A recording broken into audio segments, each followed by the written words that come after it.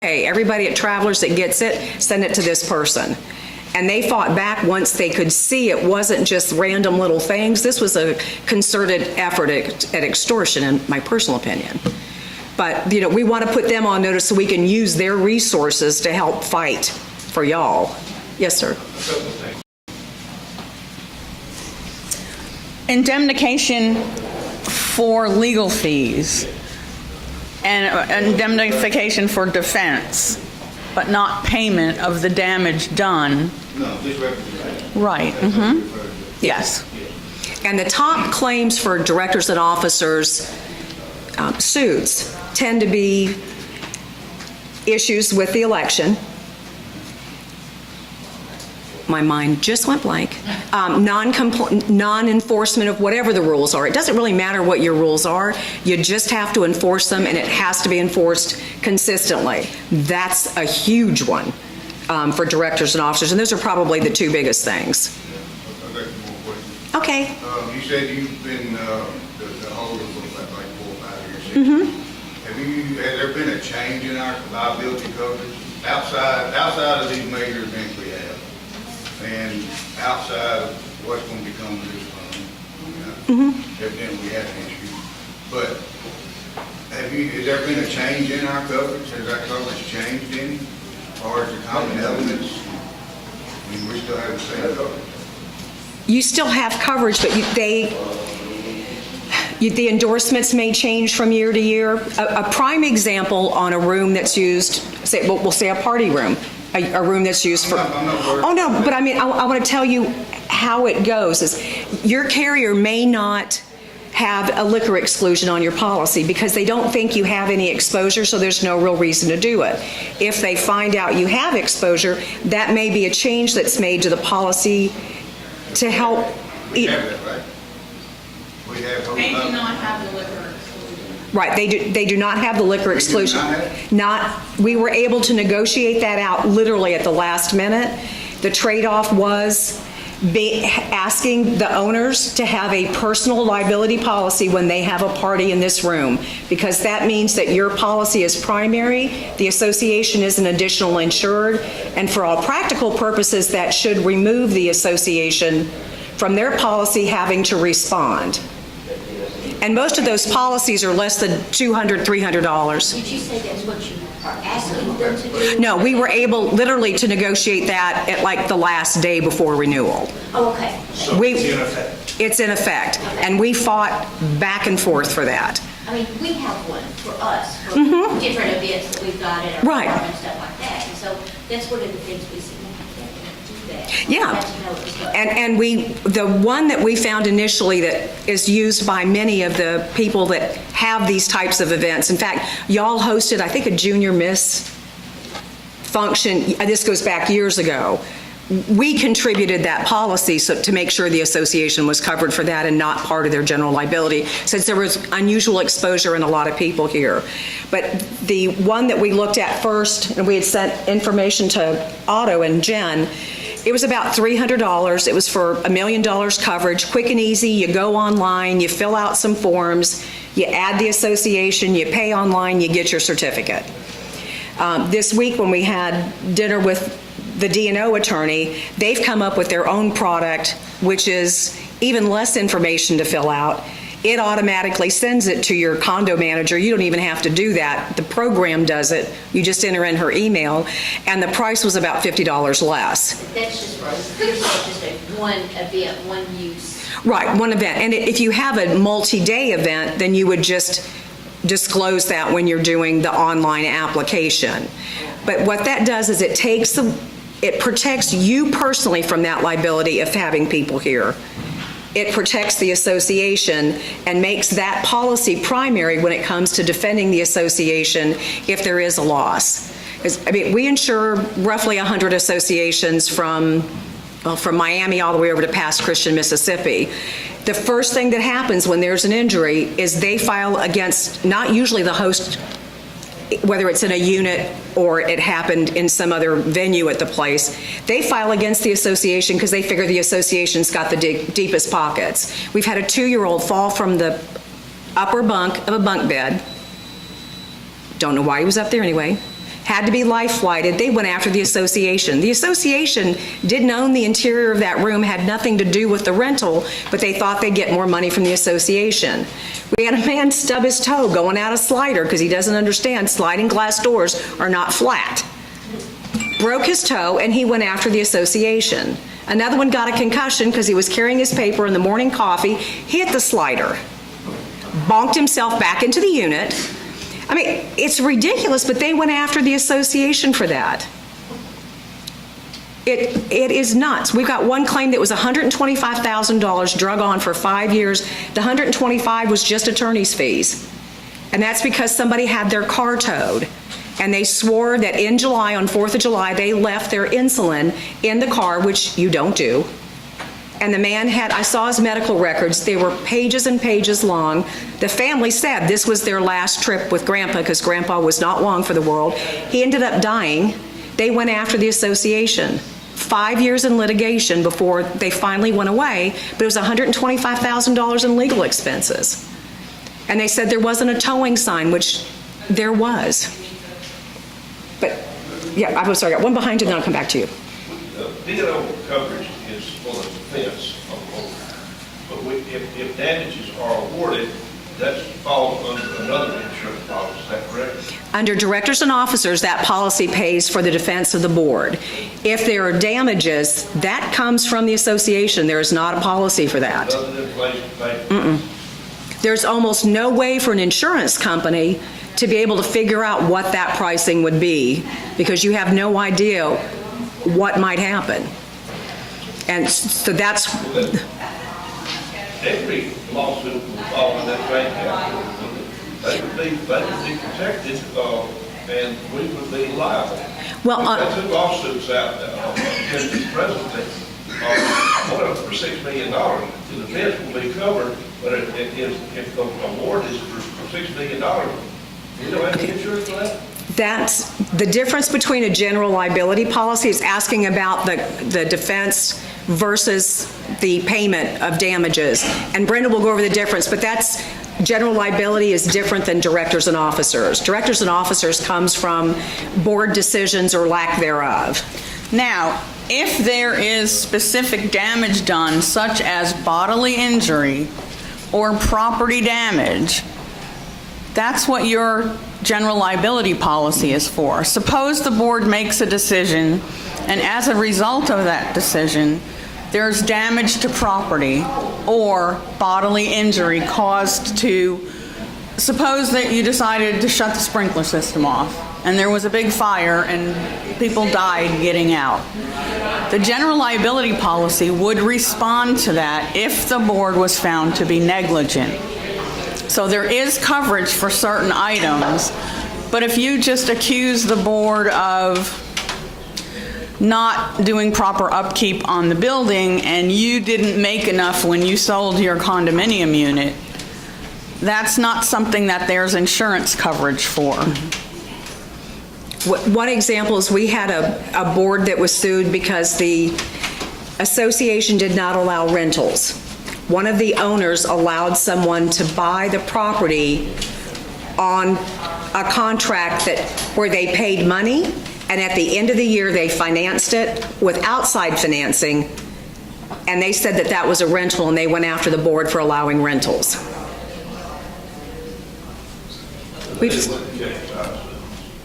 No, they did not win the case, thank God.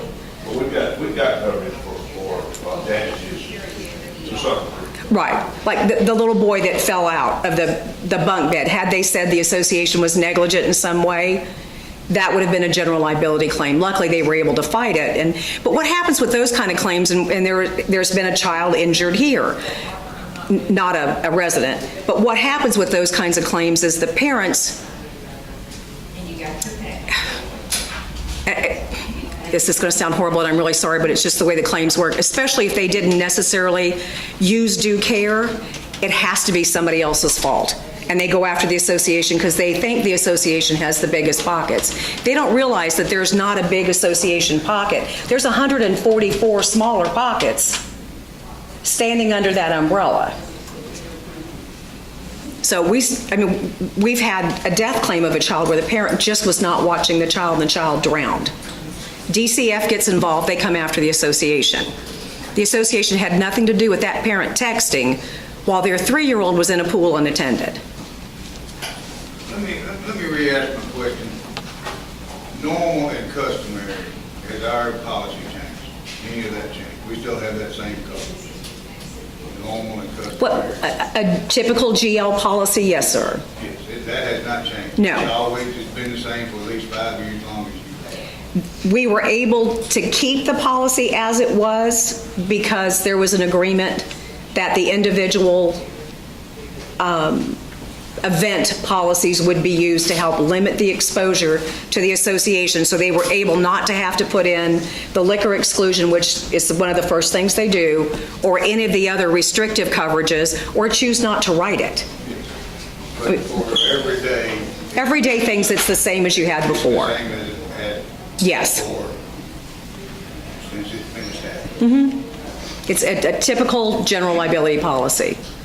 So this room has always been covered as everything else? It's been Outside of the special circumstances? Outside of the special circumstances, yes.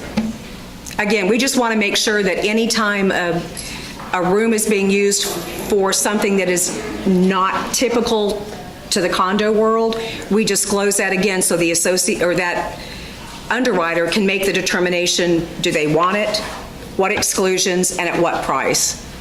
And this year, we went to other carriers. We could not find one to do it for the price that y'all's prior carrier did it.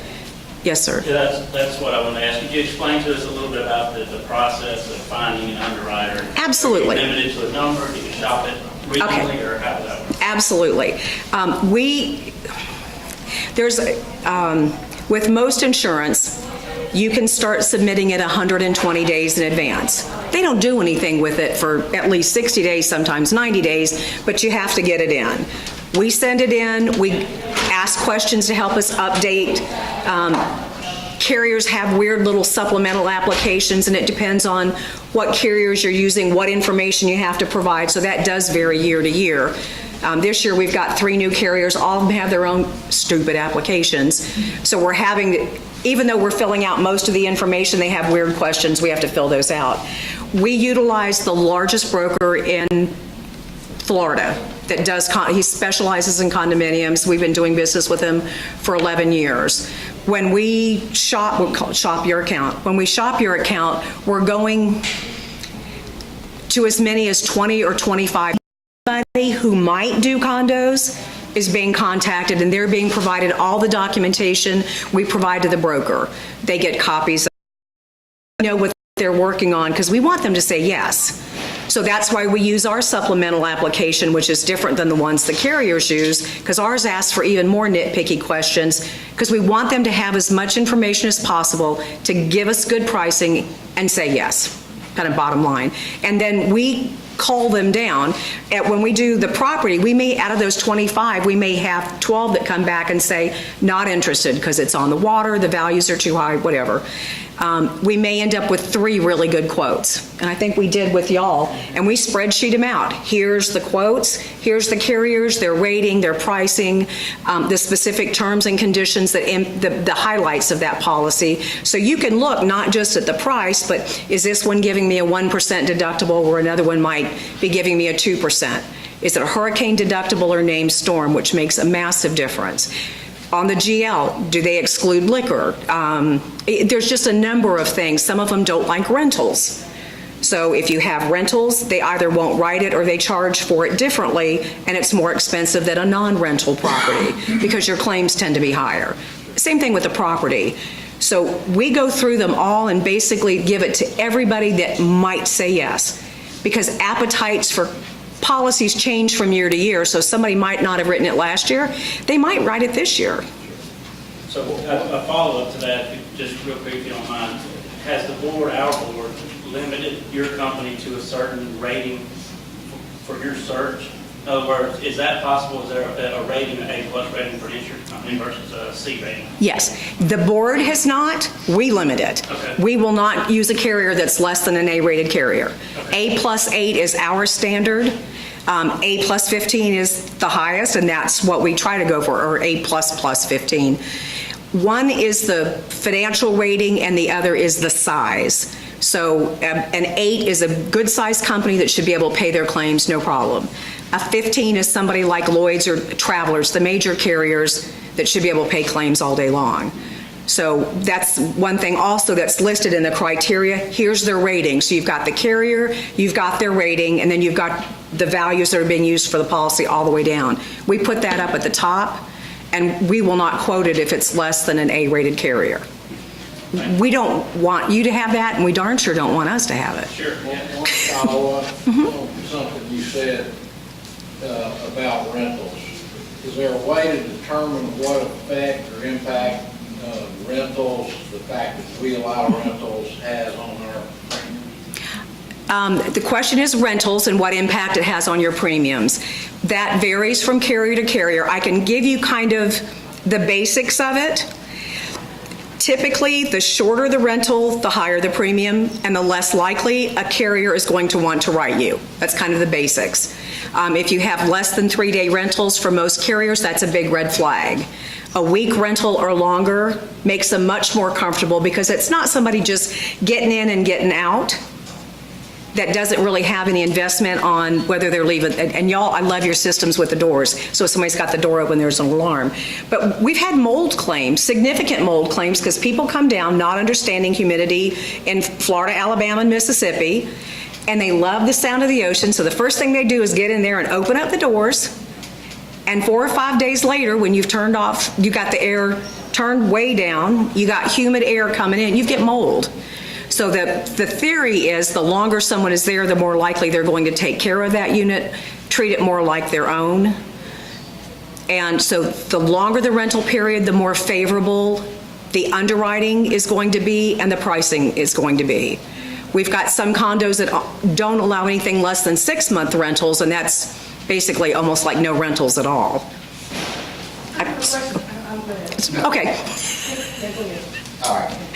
I came in just a little bit late. You may have already covered is there a liquor exclusion per se for general area like around the pool, et cetera? I know you said that we have to have a policy up here for events. But let's say if a group of people came, it's a two-fold question, general area, plus if people just came up to watch a ball game and had a couple beers up here while they're watching the game. Okay. The question is on liquor liability. Is there an exclusion on the policy? The answer is no. And then the second question was people drinking in this room, bringing their own, or drinking by the pool. From a liability standpoint, and this is just best practices, it has nothing to do with insurance. I can tell you from a liability standpoint, you are better off not having any alcohol consumed at the pool. Several reasons. Number one, less likely that underage people are going to do it. People tend, when they're on vacation, not to pay attention when they're at the pool anyway. So if you introduce alcohol, there's higher chances of not only them injuring themselves, but somebody else, if they're supposed to be caring for them, get injured because they're not able to pay proper attention. It just happens, unfortunately. Yeah. That's my question. There's no liquor liability, there's no liquor exclusion on your policy. That answers that.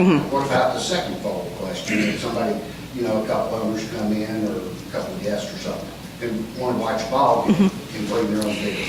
That's going to be a board decision and an association decision. Your policy does not exclude that. Okay. But that is going to be a decision of the association. Yeah. Again, because we don't have a dog in that hunt. It's not excluded, and we don't have a preference one way or the other. We want to caution, give you caution if caution is due, but it's not our decision, it's not our home. Okay. Yes, ma'am. You mentioned the mold claims, and so my question is, if somebody had mold in their unit and they did not properly get rid of it, and it spreads to other units, is the original person who had the claim and didn't fix it, then they'll liable for the other? I'm going to defer that one to LaDonna because that's definitely a homeowner's question, not a commercial policy question. And this is... Yeah, I think we're just about, maybe one more question. And then we'll take one more question and then we'll get LaDonna up here to talk about the HO6. Any wrap-up questions on the commercial policy? Okay. Thank you very much for your time, and we'll have Sherry turn it over to LaDonna. Thank you, David. Okay. She's gonna take it back. I'm gonna hide it. Right.